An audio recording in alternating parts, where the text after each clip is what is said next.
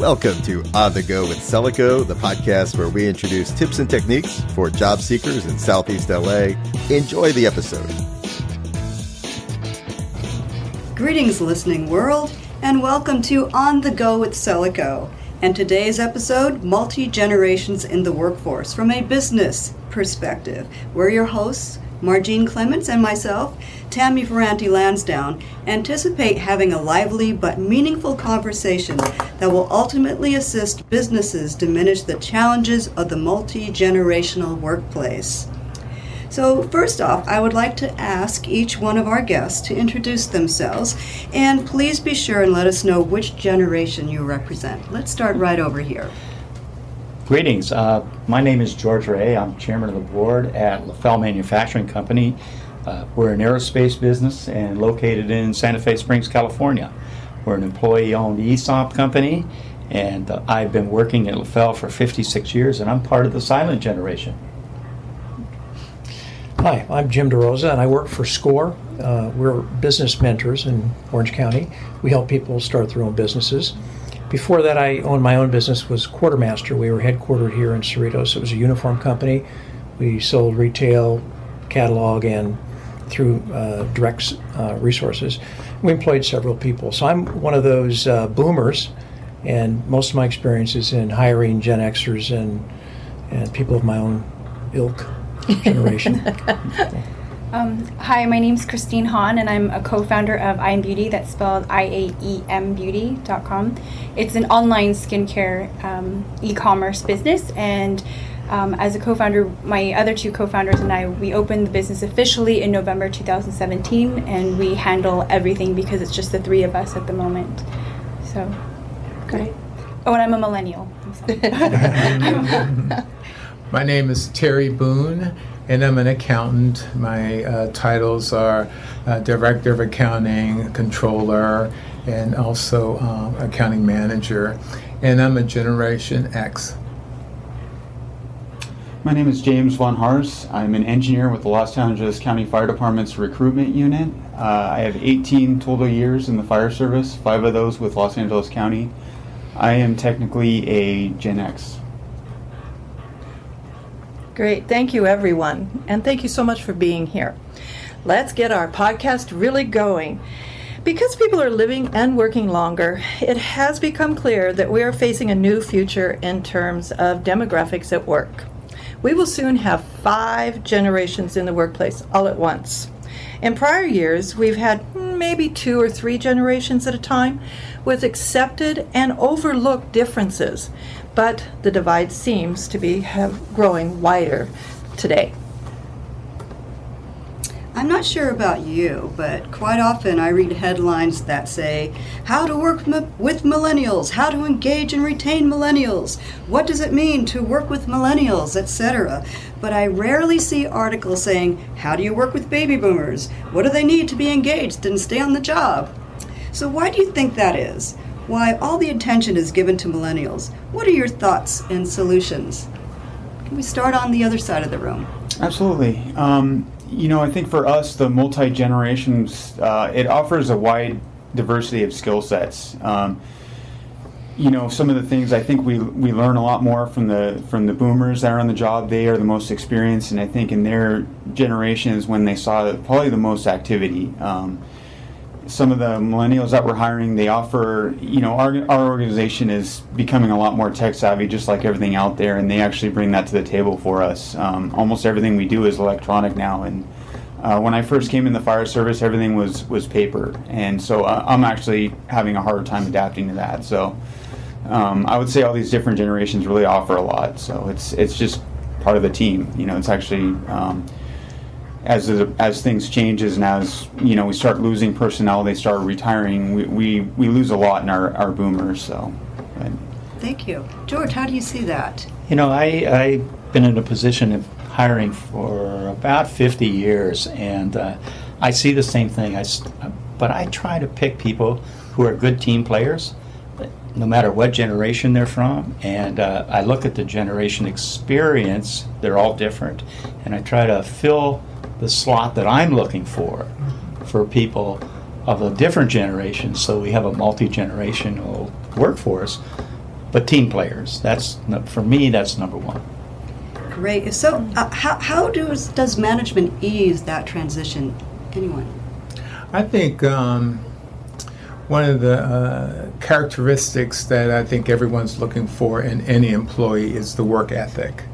And I believe now that since we have a diverse group of people, meaning the generations, the millennials, the baby boomers, and the X's, I believe that you're looking for the work ethic. And I think oftentimes you will find more challenging with the millennials versus the generation X or boomer, because they come in with with skills, and they come in without a sense of entitlement.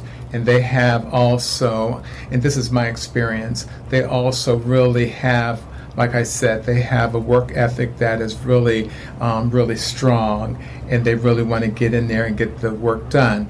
But also, you have to be able to understand that the baby boomers and the Generation X's, you also want to get them to be technically inclined, because that's the way the world is moving. So you have to not only look at work ethic, but you have to see how well they're going to be able to incorporate the new skill set of being technologically savvy, and they have to be willing to learn new things and be able to bring that across the board. And I think once you have that combination, I think it's really a good, smooth transition for everyone, because it is becoming, like you said, multi-dimensional, multi-generational work group. Absolutely. Anyone else? Well, I would just say that I think millennials are a challenge, but that's not a good reason to dismiss them. You hear a lot of talk these days about millennials and the problems they bring to the workforce. I remember a long time ago starting out in my dad's company, and people looking at me like, is this kid going to cut it or not? So every generation has to face the current generation that's in power and find a way to make it through there. One thing that's helpful for me is to realize that one day the millennials are going to be running this country. And as frightening as that could sound, it's also reassuring, because we realize that all people mature and grow in their job and in their skills. And so the only thing I would say, and I don't own this remark, Mick Uclea has published a book called Managing the Millennials, and he does some very wise things along with his colleagues. But he cites the quality of the relationship. He says that's key to working with millennials. And if you think about it, it's the key to working with any generation. It's forming that relationship with the people, letting them know you're interested in it, you care. For older folk, sometimes we're a little too lazy. We just feel like, well, this is the way we've always done it. This is the way I've been trained. And you, new person, need to kind of come up to my standards. But really, that's, I think, misguided. I think it's a two-way street. I think we have to realize that the people entering the workplace have a lot to offer, and we need, as leaders, to find a way to connect with them. Primarily, especially if we're in a leadership position, we have to find a way to connect, meet with them, form that relationship, and then I think we can get a lot of good work done in the workplace. Very good. One last thing. What has your organization implemented in order to raise awareness of the 4 to 5 generations in the workplace? Christina, can you add something? I'll start. Go ahead. I'll start. I think as managers, I think we're the ones that have to change. Technology has changed. I mean, I could remember a few decades ago, we didn't allow radios in manufacturing, because they were a distraction. That was a firm rule. That doesn't exist today. In fact, we used to have payphones in the facility. There are no payphones. Everybody's got a cell phone.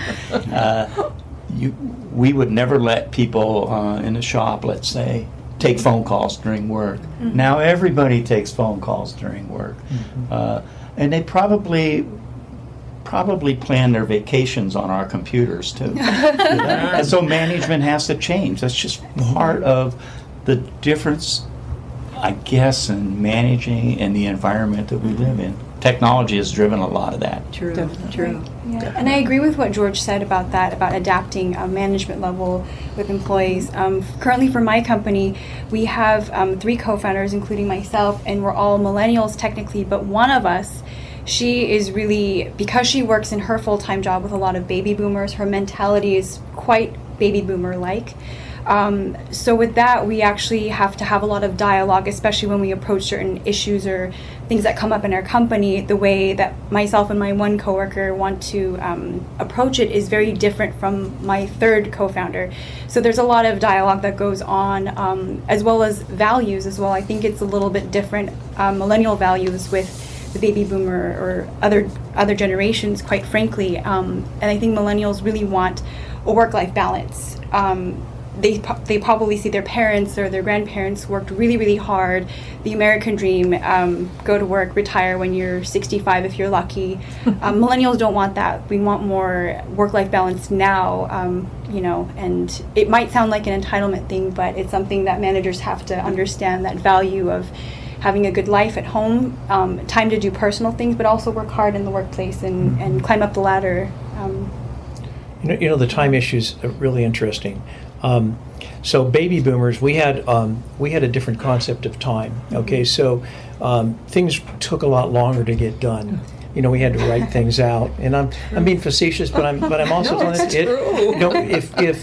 If we wanted to write a paper, we used a typewriter, and then later, as we grew and got older, the auto correction things came in, and then by the time we were running companies, they've got devices now that autocorrect for us and do all these types of things. But bottom line is, we had a frame of reference which says that good things take time to build. And today, if you think about it, millennials don't have that frame of reference. Now, this is both a negative and a positive, and it's because they don't have that frame of reference, because as we all know, as we get into life, things don't happen instantaneously, right? Build a career, build a relationship, build a family. These things don't happen quickly. They take time. Yet, you think about this. If you were raised on this, if you need something now, what do? You Google it and get it, right? I mean, we all do that, right? But years ago, we had to go to somebody to get permission to check the archives, or we had to go to the librarian, or we had to do all these things that took longer. Right now, it's at our fingertips. So if you think about it, a millennial doesn't have that same frame of reference that we older folk have. Now, so in life isn't about everything being done quickly. So when I said about that relationship, it's about, I think, the older generation and the younger generations coming together. We can learn a lot from the young generation on what can we do right away. I mean, amazing what we can actually do right away, right now, right? It's amazing, isn't it? Yeah. And yet at the same time, we do know that often really good things take a while to build. And so I think boomers and Gen Xers can help millennials understand that, okay, it's going to take a while to build your career. You might not be the CEO in 2 years. It could possibly take 10 or 15, and here's why. But I think the key is relationship. But there is a real issue in terms of the millennial generation, and time, right? It works differently. Right. Yeah. Right? Yeah, that frame of reference is so different. Yeah. I have a little something to add to that. I also believe that, especially within my area, I'm in accounting, so it's very important that we process our work accordingly, utilize our accounting system appropriately, making sure everything's efficient. So therefore, when we have a mixture, and in my case, we have a mixture of generations, and the most important thing is we need to do our job correctly. What is called, what is the position called for? What is your job responsibilities? Making sure our systems can accommodate those responsibilities. But the most important thing is to get the buy-in from everyone, is to keep them involved in our weekly meetings. We communicate a lot. Therefore, everyone has something to say. And of course, yes, the baby boomers and the X's, we all have something to learn, but guess what? It's very important that everyone understands that the world is changing. It's very technologically evolving. We need to get on board. There's no you just have to get on board with technology. And that means you start right with what the tools you already have. You have your Microsoft Office, so you need to be able to, if you're into if your responsibilities require you to communicate through whether it's email or do presentations, it's important for the individual to get involved to do whatever they need to do, because guess what? When the executive assistant is out of the office, guess what? You need to be able to get the job done. And that's what we encourage our group is, no matter what happens, the job has to get done. So therefore, you want to always incorporate team leadership skills in everyone. Everyone can be a team leader. Just not part of the team, but everyone can be team leaders, because if you are territorial, you're going to basically really deprive someone from moving ahead. And people do need to feel that they're part of the group, that they are contributing to something. So it's very important that you understand what's out there, what's available to you. And yes, the cell phones, it's kind of it was very complicated at first. It was very challenging at first. But guess what? You kind of get into the groove. It takes a moment, but you get into the groove. And guess what? There's Dragon, you just know all these little things like the cell phones. You can dictate your email, you can dictate everything. You don't need the executive assistant. If that person's busy, guess what? And you don't have time to type. You can just dictate your own email and transform it into Word or do whatever you need to do. It's those type of examples that we just need to be able to work together and move the organization, move the department closer to being as efficient as possible. So I think there's once you get the whole group involved and get their buy-in, just because you don't like it don't mean you're not going to do it. We don't like a lot of things that our leaders ask us to do, but we have to do it because that's what we're paid to do. We're paid to do our job, and that's part of our job. So there's no option to not doing as you're told, and that's the way regardless of what generation you are. What generation you are. Right, yeah. Exactly. We seem to be fond of labeling people, things, challenges, and now we label generations. I'd like to ask our fire guy. Our fire guy. Is this stereotyping, or do you think the labeling helps managers, HR departments, or business owners? Does the label help us understand, or does it drive us further apart?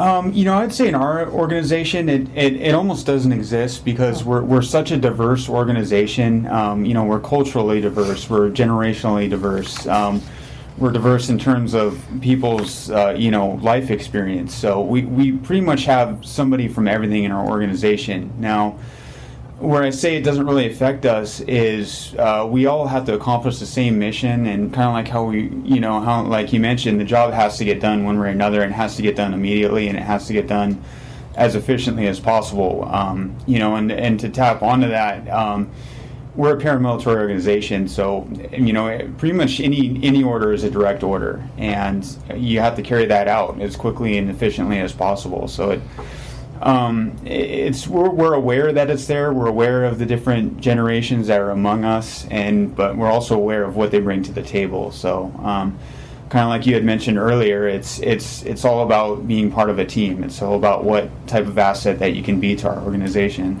So, I think if you focus too much on labels, you're probably going to drive people apart. Mm-hmm. And in our organization, we don't even know what labels are. It just doesn't even come to the forefront of any conversation. So it doesn't really help us to focus on that. I think it's more important to focus on skills. Mm-hmm. You mentioned about people that are good at different skills at different age levels. That's absolutely right. As a manager, then I think my job is to build teams of all the different skill levels, so that hell, I don't do PowerPoint. I have someone on my team, I'm sure, that can do that kind of stuff for us to make the team better.